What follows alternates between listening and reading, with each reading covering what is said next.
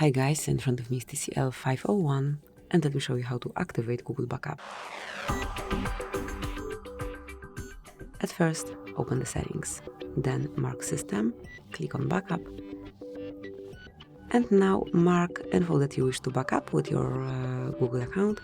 So I picked both photos and videos along with all other device data. Then mark Confirm, and you can manage backup by tapping on Manage Backup.